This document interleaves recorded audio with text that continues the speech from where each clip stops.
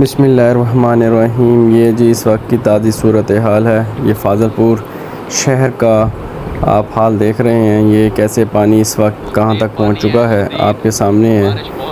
تو بس اللہ سے دعا کریں کہ اللہ آپ سب کو اپنی حفاظت میں رکھے۔ ہم اس وقت اپنے کالج کی طرف جا رہے ہیں، سامنے کالج مکمل ڈوب چکا ہے اور حالت یہ ہے کہ پانی کا زور ہے اور اوپر سے ابھی تک بارش رکنے کا نام نہیں لے رہی ہے۔ اب یہ میرے پیٹ تک پانی ہے اس ٹائم، اور اس کے اندر بہت سارے سانپ بھی شامل ہیں، بہت زیادہ سانپ ہیں۔ تو حالت بہت خراب ہے، آپ دیکھ سکتے ہیں چاروں طرف فاضل پور اس وقت مکمل ڈوب چکا ہے۔ اللہ خیر کرے، دعا کریں اللہ اس مشکل حال میں سب کے لیے آسانیاں پیدا کرے۔